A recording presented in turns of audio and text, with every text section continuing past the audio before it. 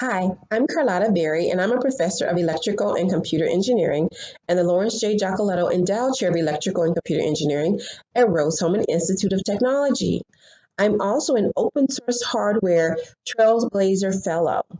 And today's topic is all about problem solving, debugging, and troubleshooting, which is a very important skill set for all engineers and scientists to have. So I always show this flow chart to my students first so they can see that they do already have some familiarity with troubleshooting and debugging. The engineering flow chart, does it move? No. Should it? Yes. That's WD-40. Should it move? Yes. Does it? No. That's duct tape. And so they understand that there is a systematic approach to identifying a problem and figuring out how to solve it. And now you just have to learn how to do this the formal engineering way. So there are two primary types of testing.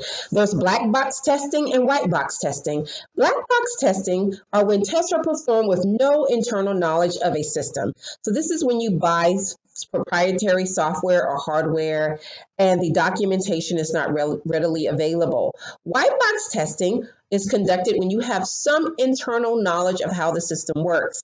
So this could be because it was open source hardware or software, or you actually built it yourself. So the benefit of being an academic in open source hardware is that you're typically going to do white box testing, which means it's very helpful that if you're able to identify the problem, you're more likely to be able to fix it, as opposed to if it's a black box and there's something wrong, you may only be able to chuck it and just purchase a new one.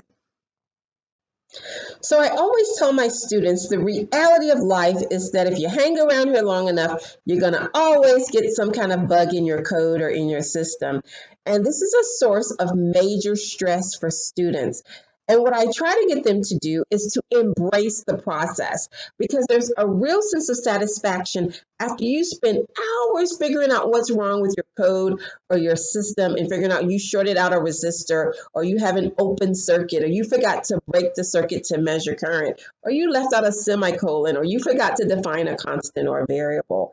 So there's nothing wrong with bugs. And the only way to get better at debugging is to do it.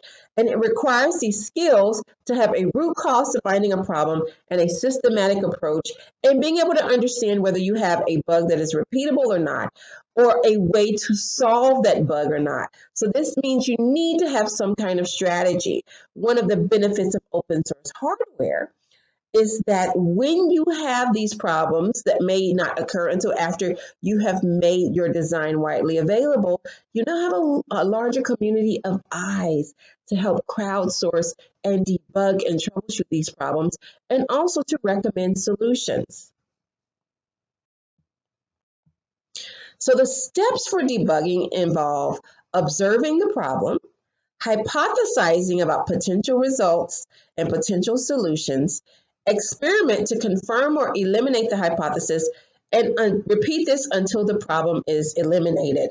So similar to open source hardware and how it relates to the engineering design process, very similar. By using open source hardware and sharing your work with the community, you're more likely to get quicker and faster identifications of bugs as well as solutions for them.